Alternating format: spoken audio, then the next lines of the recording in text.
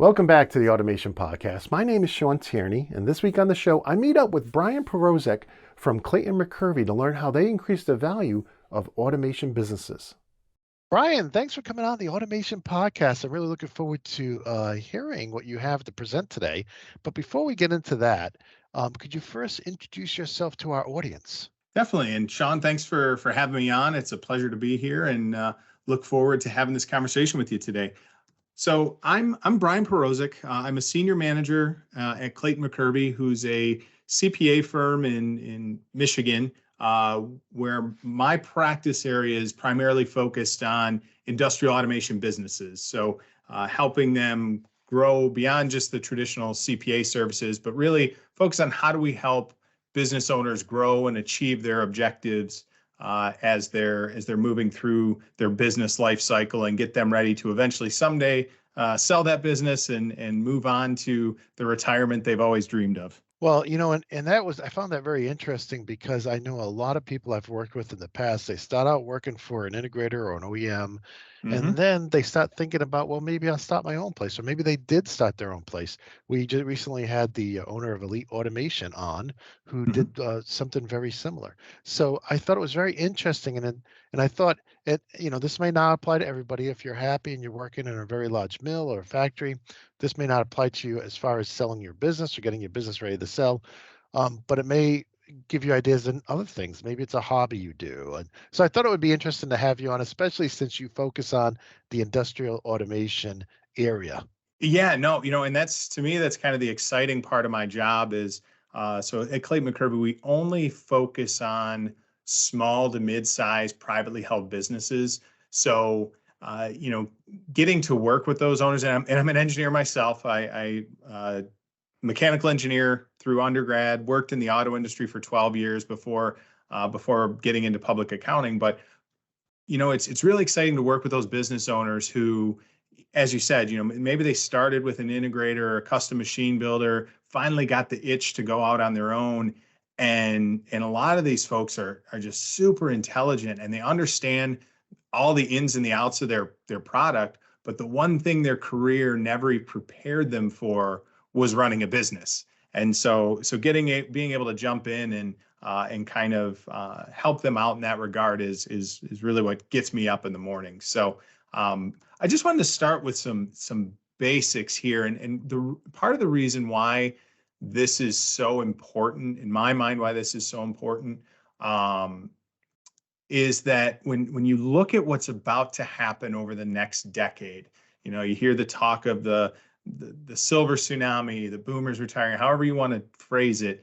There is a massive amount of wealth that's about to be transitioned from the boomer generation and the silent generation to their children over the next decade. And primarily when you look at that small to mid-sized segment of the businesses, that wealth is in their business. It's tied up there. That's their retirement plan. That's everything they've invested in. And so really thinking kind of critically about how you're growing that business, how you're going to approach that exit. Those are the conversations we're having with so many businesses right now because, and I'll touch on this a little more in later, is that you don't need to wait until you're at that transaction state to start thinking about these. In fact, it benefits you to really start thinking about it as early as you can in the process, because that's just going to give you more time to fix things that might be wrong or address things in your business that could negatively impact its value.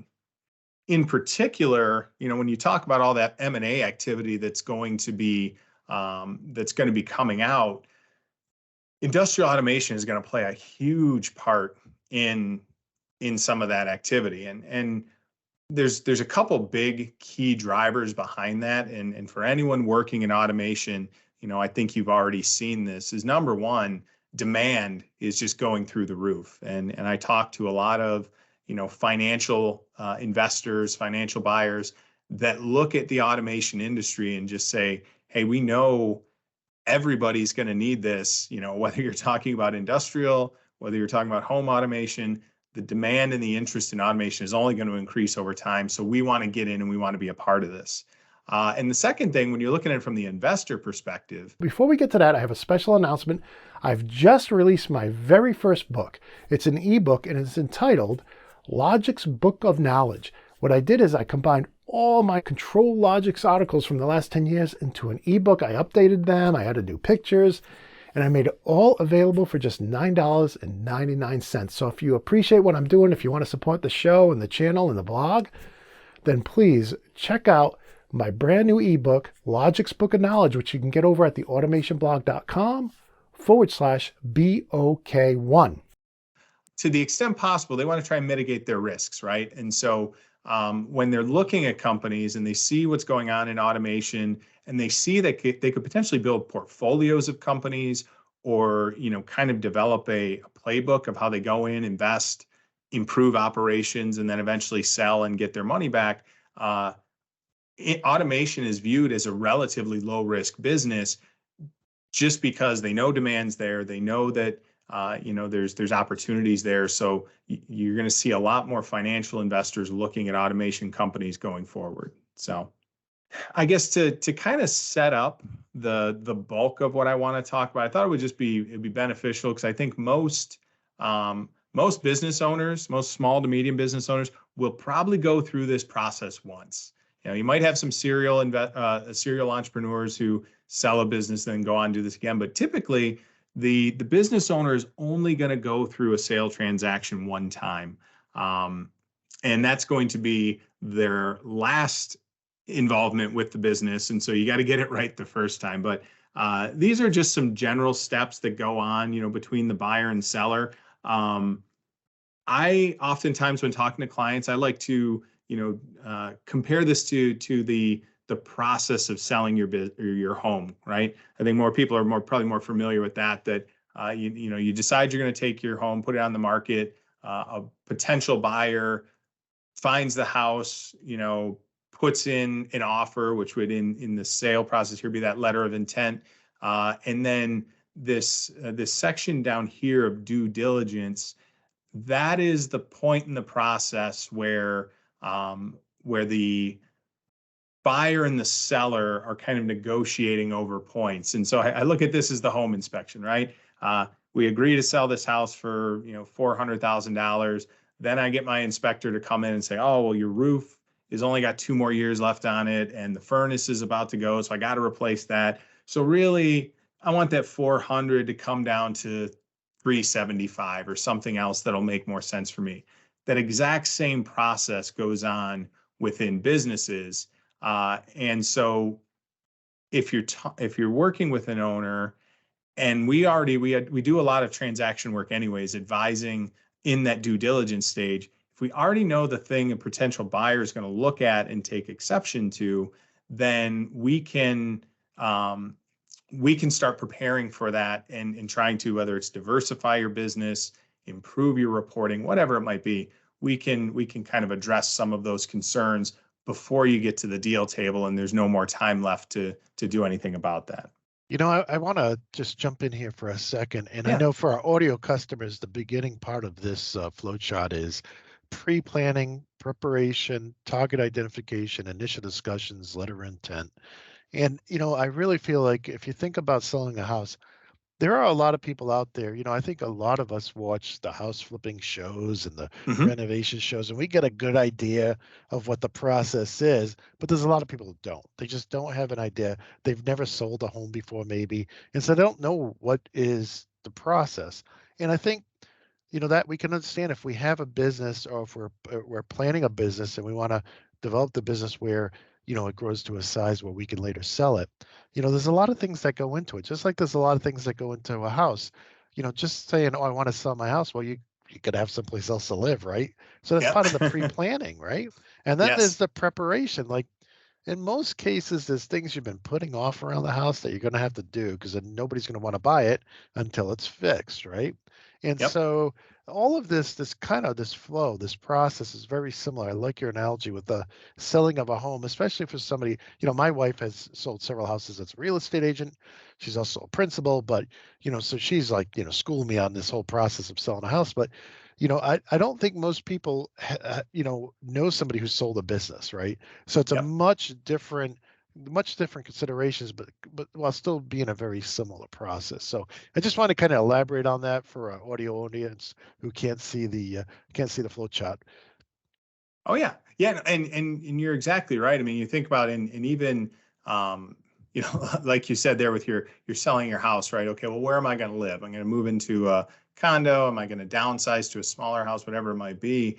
Um, there are so many more, and frankly, what we find when you're working with a small to mid-size, business owner who maybe they grew this business over 20, 30 years, you've got some kind of quantitative issues that they need to deal with, right? How much do I need to get out of the business to retire comfortably? What's that going to look like? Am I going to sell it over, am I going to do an installment sale where I'm getting paid a little bit over, a number of years? Is the buyer going to want me to stay on and work for a couple of years? And therefore now I gotta factor that into my equation. Um, but by far the bigger issues are on the more qualitative side or the people side of it, right? I've spent 30 years growing this business. What am I going to do now? Do I have hobbies? Do I have things that I can fill my time? What's going to happen to my people? But one of the big areas that comes up a lot in the conversations is, you know, I don't want to just get the offer that's going to line my pocket the most. I want my people to be taken care of, and I don't want to, I don't want to find out a year later that half of the people left the company after I left because the culture went down, or they started really focusing more on just profitability and less on the corporate culture. So there's a lot of things like that I don't think business owners think about when this topic of sale comes up. And so yeah, that the pre-planning and the preparation becomes critical because you need to understand those elements of it. And maybe you end up finding out that, hey, the best thing for me to do is to tap a couple key employees and focus on growing them into being future business owners. And then I can ensure that culture and the things that I hold important continue on with the next generation. Yeah, and it's the same process that if you were planning on retiring from a position as like an engineering manager, you'd want to be cultivating the people under you. Yep. It's kind of the same position when you selling your business. You want to, if you're passionate about it, you love it, you want to make sure it survives and grows and prospers. A lot of the same considerations go into it. And I think most of us can understand that if you sold your business for $20 million, probably not the best thing to do is just put that $20 million in a savings account at your local bank, right? Because I mean, Yep. look at the interest rates today, right? You'll be losing your money based on the rise of inflation. So there's so many different pieces to this, and I think it can be very helpful to kind of think this through. And again, it may not be what you're doing for your day job. It may be your hobby. It may be a Yep. store you run, or something else you do. But I just think having this discussion is good. And I know there's a lot, especially in automation, there's a lot of self-starting people out there, a lot of people who are self-taught. Maybe they get an engineering degree, maybe they get, some kind of certification, but you'll find a lot of automationeers are very innovative, but also very entrepreneurial. And Hmm. so I think they can really understand what we're talking about here as far as the need to understand the process and to make sure you get, it's like planning a trip, right? You gotta, if you're going cross country, you want to kind of do a little planning to make sure, you have hotels where you need them, you have restaurants where you need them, et cetera. So it's service stations, right? So or if you have an electric car charging station, so this type of, plan with the end in mind type of mentality is very, very smart. So and I apologize. I'll let you continue. Oh no, I mean that's you hit exactly kind of what the realization was that we've had, and you think um, accounting firm, right? I think most people think traditionally, okay, they're going to do the compliance, the tax work, the financial statements, you're going to help with some of those things. But really the one thing I enjoy about my position is that, we're one of the few advisors that kind of get to see behind the curtain. And I've found in talking with, some of my colleagues who are attorneys, I think we might even get a little bit clearer look because sometimes when business owners are talking to their attorney, they're a little concerned about, okay, I don't want to disclose too much or open things up. But I feel like as accountants, we tend to see a lot of what's going on behind the scenes, and so we're in a unique position to become, more of a trusted advisor in some of these matters. And now there's certain things, if I come and I'm sitting and talk to a client and we identify one of their weaknesses is their operations, right? The operations are too dependent on the owner. He's the only one that understands the business inside and out. So we identified that as a problem. The fix is to start developing, whether it's policies and procedures, developing his staff, whatever it might be. A lot of those things are non-financial matters that I'm probably not going to be able to help out with too much. But I've connected with enough folks in this industry who provide that kind of operational consulting and guidance that I can say, hey, really, when we look down the list of priorities for your company, getting your operations cleaned up is priority number one. And here's somebody I know that understands automation, understands how the business should operate, and can help you, address those things. So that's, it's funny. I mentioned on that previous slide that usually for a small to mid-sized business owner, their business is their largest investment. That's the one thing they're staking their retirement on. But then in working with business owners to see how they treat that investment differently than if they had all their money invested with, with a financial manager. If you're working with a financial manager, you'd be looking at those statements every year, comparing your return to the return that other business owners are getting. And if you're not getting the return you expect, you start looking for a new financial manager. But very few business owners take that approach and that mentality towards their business because you're stuck in the day to day. I mean, we all get that tunnel vision of you're trying to address the fire that's in front of you and the biggest issue that's coming up that day. It's easy to push off this conversation about growing the business, but to be an owner and to be a leader, you've got to be able to prioritize those kind of things. And, I just want to throw in here too, Bryan understands this because not only does he work with integrators and OEMs and that type of business, but he understands industrial automation too. So that's why I thought you would be a good fit. If we do have anybody out there who's thinking about this, to have you come on and talk through some of this with them. Because, if you go to some third party out there, you may not know. They may not even understand what industrial automation is or what an OEM is or an integrator is. Yeah, if you start Googling, exit planners or growth consultants, also you're going to find all sorts of resources out there, and a lot of them are great. I'm not gonna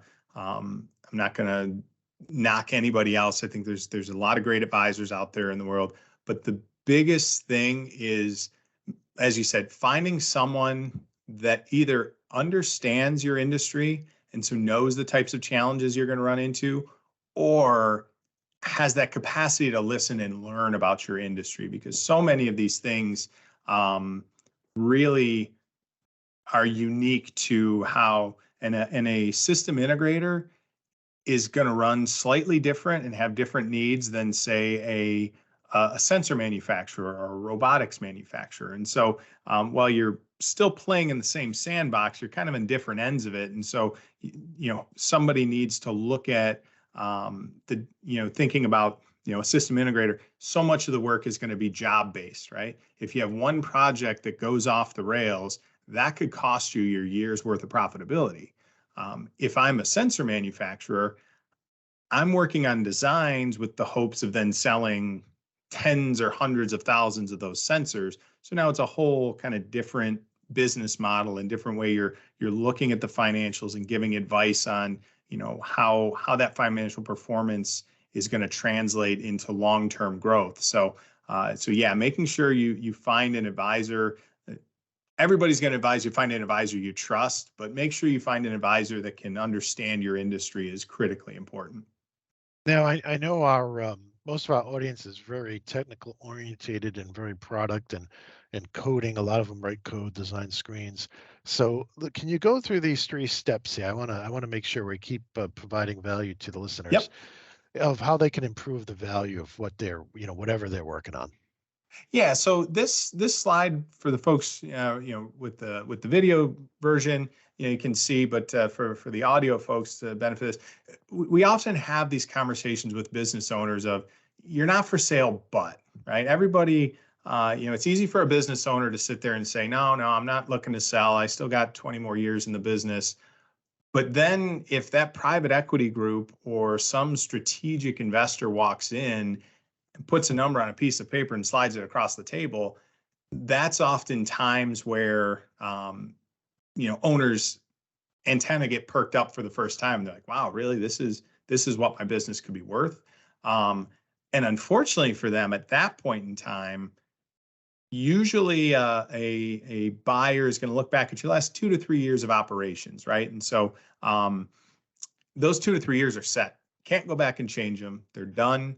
And so you're going to have to deal with any of the shortcomings or issues that are buried within those operations. So there's a few things, and the list is longer than this when you go through a due diligence activity. But we pulled out just a couple of the ones we see most regularly. And particularly when an automation company is going through a transaction. The first is what's referred to as quality of earnings. So that's an analysis that's usually done before you take your business to market, but it's essentially trying to normalize your income statement. Every business runs a little bit differently, and there's decisions made within a company on an annual basis for tax reasons. For the owner's reasons, maybe he's got to draw money out for certain things, whatever it might be, that can impact the bottom line of the business, but that wouldn't necessarily impact the bottom line for a new buyer. So just use as one example, owner compensation, right? We've got some businesses we work with where the owner draws a very minimal salary because he wants to be able to invest every dollar back into the business.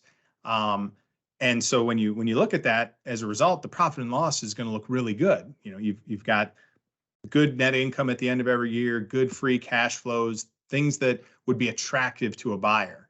Well, the first thing the buyer is going to go through and do and look through that and say, well, wait a second, you were paying yourself below market rate. So when I buy this business from you, I've got to hire somebody at a higher salary to run this business. Now that net income comes down.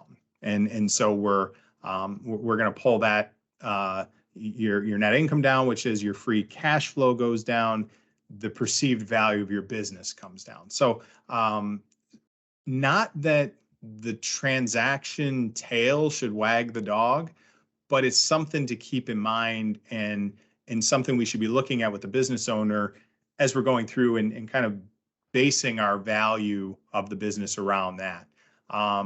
Another area is net working capital, right? So this is kind of the free cash available to to do things outside of the normal operations of the business. So we'll see some owners, who will skew, say, for example, on inventory. And this is a big issue right now with supply chain, right? The response we've seen from some business owners is, well, because we don't know when we're going to get the items we order, we're just going to order more of them and keep them on hand so we can support the client. Well, and we've all seen this in businesses, right? Something that's done for a particular case or a particular instance then becomes the status quo, right? And so now you start carrying all this extra inventory, going forward. The buyer comes in and you may look at it and say, well, you guys really don't need that inventory. We just did that because we were trying to overcome supply chain issues, things like that. The buyer is going to look at it and say, well, no, if you've run with that inventory for the last 2 years, I need that inventory to run the business, which now eats into your working capital and is going to reduce what they want to pay you for the business.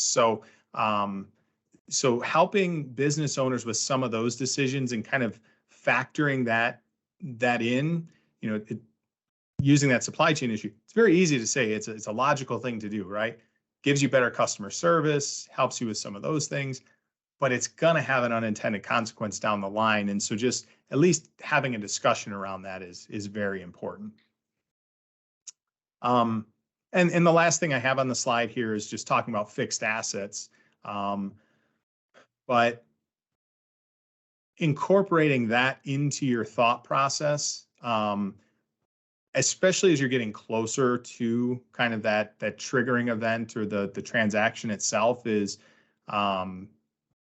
if you, a year before you take your business to market, you go in and invest in all sorts of new equipment because the equipment's aging, it's not working as well as it should. So you're going to go and invest in all this. Potentially a pro or a con, depending on who the buyer is, right? If you're selling to a competitor who already has a lot of the same equipment that you're using, they're getting no value out of that investment. So they're going to discount that. They say, well, we don't need those machines, those things you purchased. On the other hand, maybe it's somebody who's looking at you as an expansion of their current business, and they don't do that type of work currently. Well, now they need that equipment. So that could be looked at as a benefit. So a lot of that goes back to those planning steps we talked about, in that to the extent you can. I mean, you're never gonna be able to predict who buys your house, right? But you could think about it and say, okay, who do I think I would like to sell my business to? And that actually leads to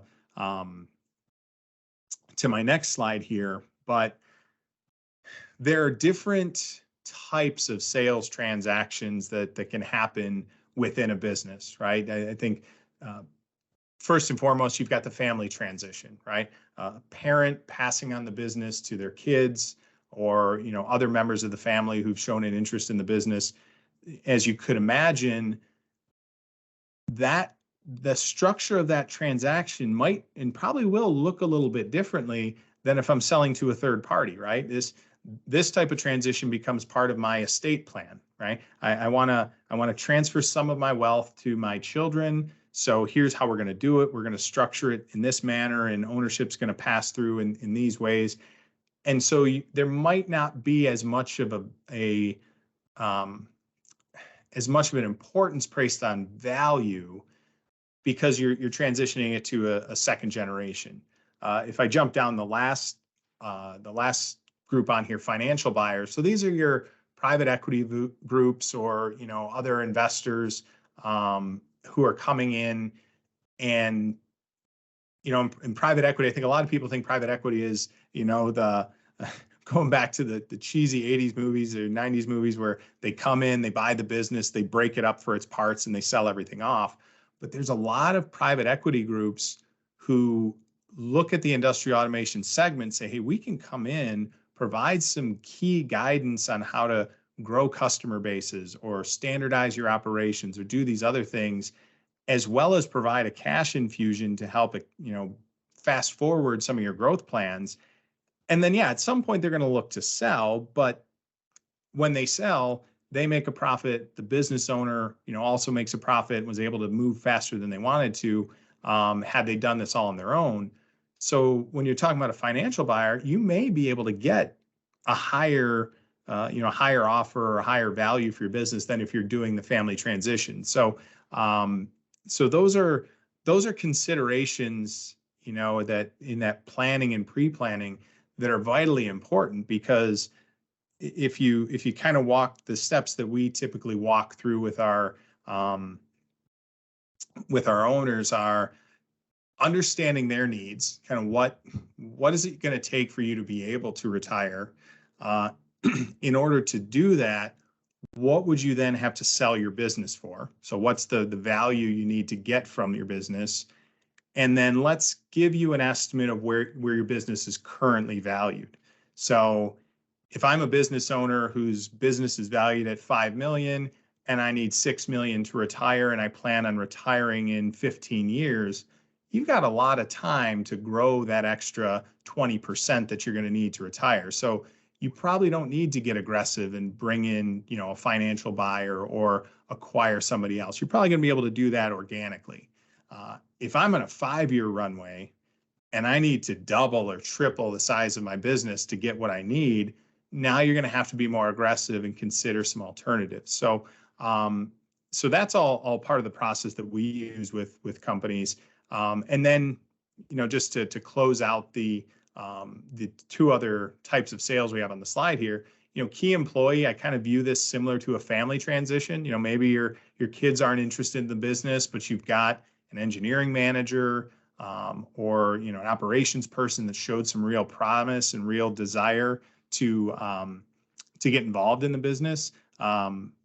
You kind of tap them and go through a similar process on the family transition of how do we grow and develop you to learn all the things that you're going to need to be a business owner. Employee stock ownership plans fall into this. ESOPs, that's just a type of key employee plan.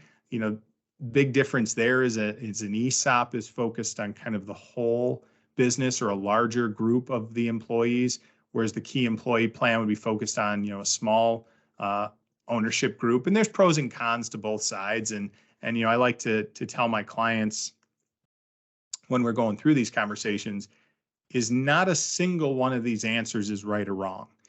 It's going to have different benefits and different, drawbacks depending on which one you go with. And a couple of them may turn out to be right and a couple of them might be wrong, but you at least have the conversation and you walk through them. And then the last one, this is kind of more similar to the financial buyers, but selling to a competitor, vendor, or customer.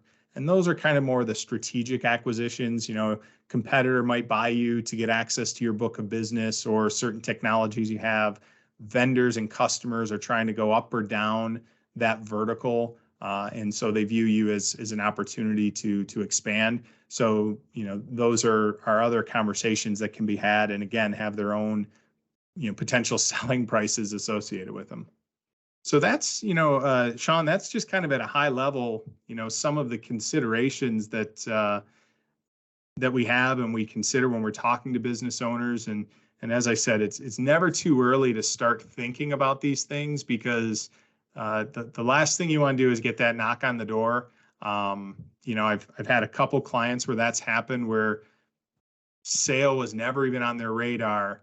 And then they started getting some interest because they're in very unique industries, and then you're left scrambling, trying to make up ground and address some of these things.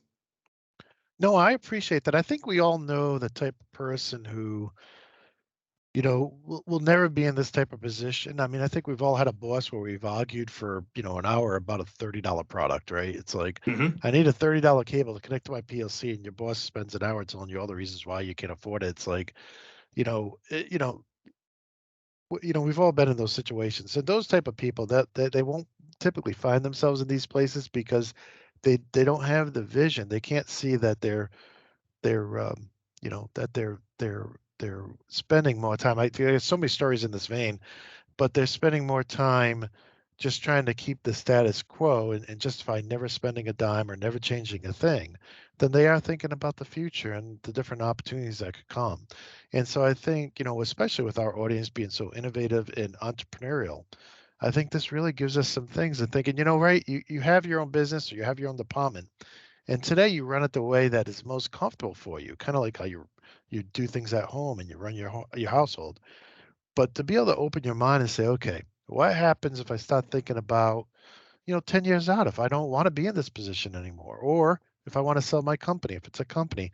And I think the process you walked us through, even with the house analogy, it really helps us all start thinking about, look, whether you're selling a house, selling a business, want to turn your business over to some family members, or just thinking about your own development, kind of walking through these steps I just think it's super helpful because at some point when you do say, hey, I'm ready to start thinking about making this move now, you've already thought through these processes and the kind of things you got to do. And, none of us want to be that type of person who's selling a house and then like spends hundreds of thousands of dollars retrofitting it, and just to hear that the person who bought it tore out everything we had put in because they didn't like our style or our, it didn't match their own styling ideas, So, having somebody to talk to like yourself who can consult on these type of things, well ahead of the, I just got the offer today. What do I do? is, I think, very helpful. And I appreciate you coming on the podcast and kind of walking through this with us. And I appreciate the audience. I know this is a little outside of what we normally talk about, but I thought it would be interesting. So I hope they found it interesting. No, and Shawn, I appreciate the opportunity, because I do think, and you kind of hit one of my main conversation points with owners on the head, is that, especially if I'm looking at that $5 to say $15 million a year business, there's always that list of to-dos, right? We want to come up with a standard process for doing this, or we want to move off of QuickBooks and get into a real ERP to get better reporting. But it's so easy to push those things to the back burner when you're trying to get that backlog of work out. And so what we've found is focusing this conversation around value kind of gives us all that kind of that standard terminology that you can go back to and say, hey, this is what we said. We said we wanted to grow by 25% this year so we could get to this point, but we're not doing the things we need to do to get there. And so hopefully it gives some added incentive. So I appreciate the opportunity to reach your audience, and hopefully they took a few things away. And maybe even, what would be really exciting for me is if there's that engineer out there listening to your podcast that's always had that itch in the back of their mind, and maybe this is what finally pushes them over the edge to branch out on their own and start doing it themselves, because entrepreneurs are the lifeblood of this country, and I think they really, I think the latest statistics is that around 90% of all businesses are small to mid-size. So we need that influx of people coming and starting new businesses to keep the economy growing, to keep the U.S. growing. And so I'm excited about it, and hopefully motivated a few people listening today.